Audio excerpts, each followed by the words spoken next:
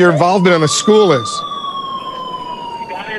So I was inside of my credit union. I was just trying to do my normal run at the credit union. My auntie was outside. She said there was a shooting. But in Oakland, sometimes things like that happen, but it dies over. You know what I'm saying? It doesn't really affect a lot of people. But then when I went outside, and the cops were talking about. Every city has its quiet corners, places of learning, of worship, of second chances. Oikos University was one of them. A small Christian college tucked away in Oakland, California, a place where people from different walks of life came seeking hope. But on the morning of April 2nd, 2012, something unthinkable happened. The classrooms meant for healing and learning were shattered by bullets and screams. 7 lives were taken in minutes, not on a battlefield, not in a war zone, but in a college hallway. This is the story of how one man's darkness collided with a community's dreams, and how a tragedy that should have shaken the nation was almost forgotten.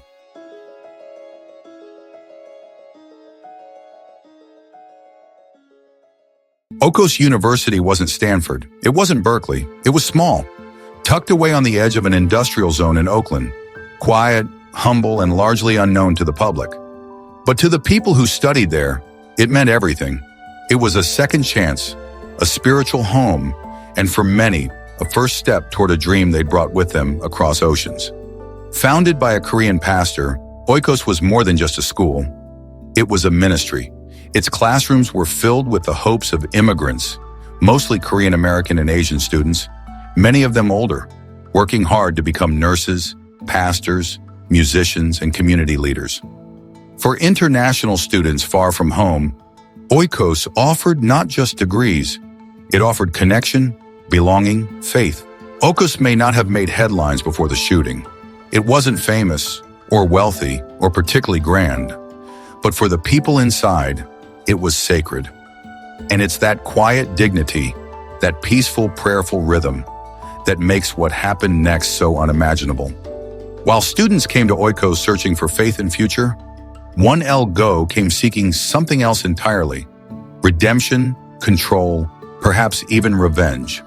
Born Sunam Ko in South Korea in 1968, he immigrated to the United States and became a naturalized citizen in 2000. He later changed his name to 1L Go, an identity he may have hoped would give him a fresh start. But no name change could erase the growing weight of disappointment and despair he carried. Go's life in the U.S. was marked by hardship. He faced language barriers, employment instability, and profound personal loss. In 2011, his younger brother died in a car accident in South Korea. His mother passed away shortly after, events that devastated him emotionally and financially. By the time he enrolled at Oikos University's nursing program, Go was already struggling with identity, purpose, and, as doctors would later testify, reality itself. According to classmates and staff, Go was withdrawn and often angry. He reportedly felt mocked by younger students because of his accent. He also became increasingly paranoid, believing the school had cheated him financially and disrespected him personally. He demanded a tuition refund after dropping out. When his request was denied, that sense of humiliation seemed to crystallize into something far more dangerous.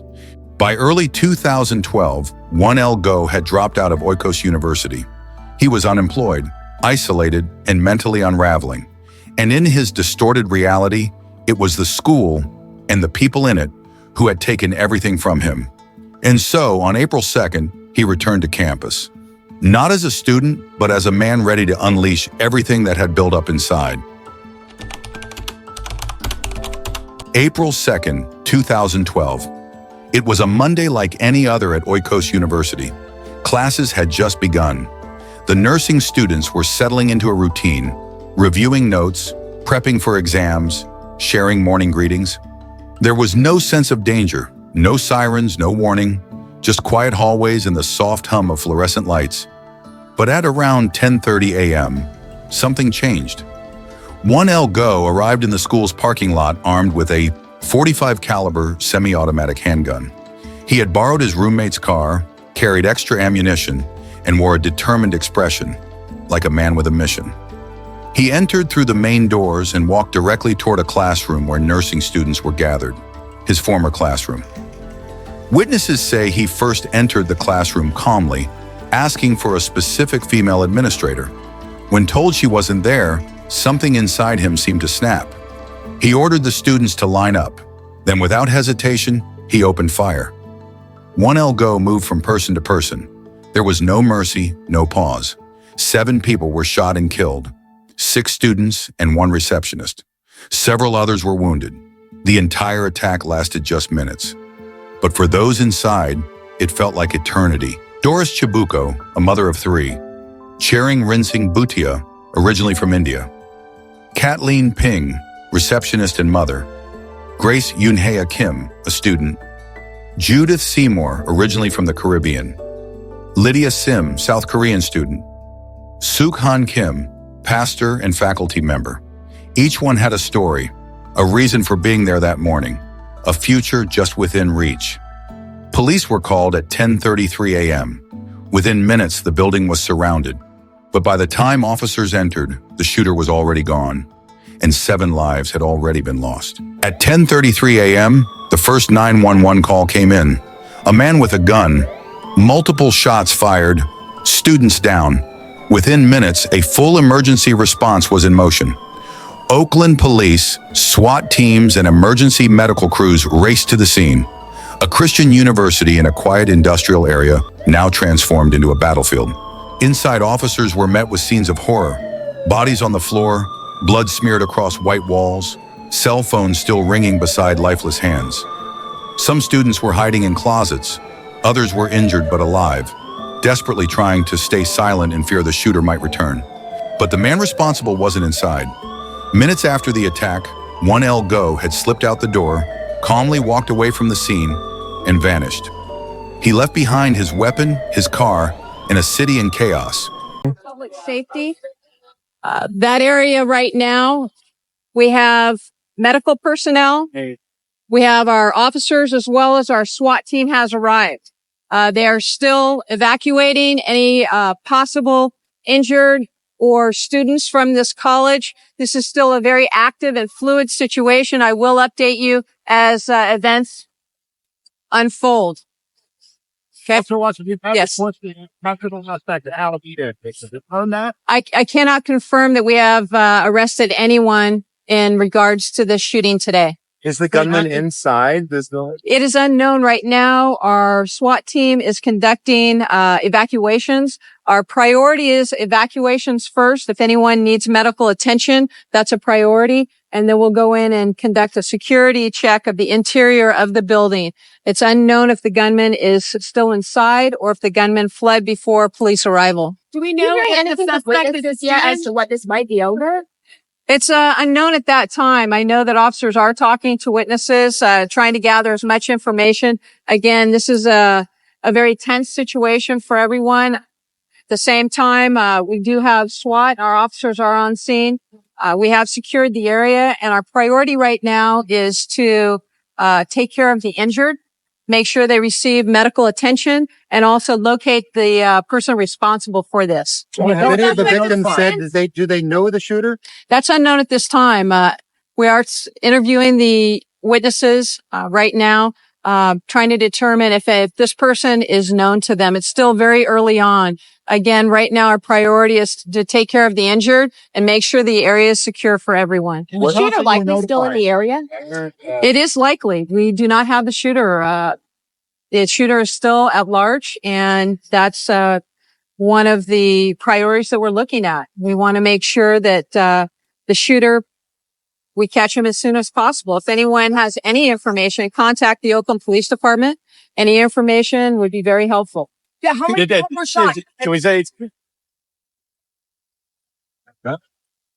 Okay, any press information officer? And as that officer just walks away, that was such an unexpected briefing. But let me recap for you what she told us. They're still evaluating the injured on the scene and trying to evacuate them from the building that's on your screen. And at this point, 2 conflicting messages from that official. Number 1, that they have secured the area, but number 2, that they still have to secure the building. But she says that the priority at this point is to deal with the injured. Medical attention is the priority, and then clearing the building is the priority because they have not actually arrested or caught up with this shooter. They said that they're interviewing the witnesses to find out if the shooter was in fact known to the students or the victims, but they don't have any clarification on that yet. They believe that that shooter is still in the area of this college. And as you can see, stretchers being taken now from that building and likely to the waiting ambulances. There was a call earlier for 5 different ambulances. At this point, though, the gunman's location is unknown. A very tense situation, to quote the officer who was speaking just at the last moment. We'll keep an eye on this in East Oakland, California, at the Oikos University, as a shooter went on a rampage. There are multiple victims. Very little else is known at this time.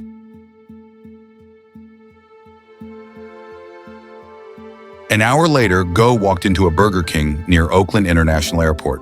There he sat quietly, ordered food, and waited. Eventually, he walked up to the cashier and said something that stunned the staff. "I just shot some people." The cashier alerted police. Minutes later, officers arrived and arrested Go without resistance. No gun, no struggle, just a strange calm. That afternoon, Oakland police confirmed that the suspect, a former student, was in custody, but the wounds left behind would take far longer to heal. 7 people were gone, 3 others injured, and a tight-knit immigrant community was left reeling in shock, trying to understand how a place of peace had become a site of terror. When tragedy strikes, the headlines often focus on the violence, on the numbers, on the shooter. But behind every statistic is a life, a mother, a daughter, a brother, a friend. At Oikos University, 7 lives were taken. Each one had a story, and each one deserves to be remembered. Doris Chibuko, 40.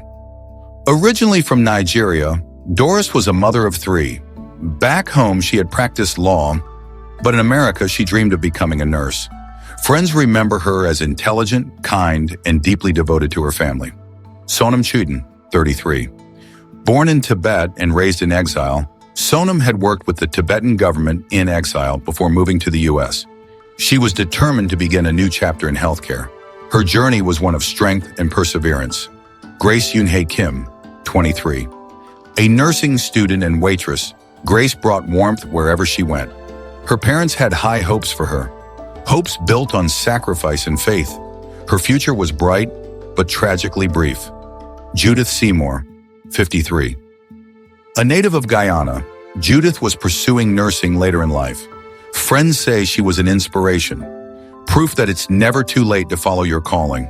Her presence in the classroom lifted others. Kathleen Ping, 24. Kathleen was the school's receptionist, always smiling, always helpful. She had a 4-year-old son who was her world. Her co-workers called her the heart of the front desk. Lydia Sim, 21. Quiet and focused, Lydia had a deep faith and a love for helping people. She dreamed of one day being a nurse and bringing care to those who needed it most. Sharing Rinzing Bhutia, 38. A native of India, Sharing was known for his dedication and humility. He worked night shifts to support his studies. Classmates remember him as thoughtful and gentle. Across Oakland and beyond, people came together, across cultures, faiths, and borders, to honor those lost. Their grief was universal, their love unshaken. Though these lives were cut short, their stories did not end here. Scholarships now carry their names, families continue their legacy, and across the world, nurses graduate carrying the same dreams. Their memory reminds us that light survives the darkness, that even amid tragedy, love endures. In loving memory of the 7 lives lost at Oikos University on April 2nd, 2012. May their stories never be forgotten. If you found this video meaningful, hit subscribe for more powerful documentaries. Thank you for watching.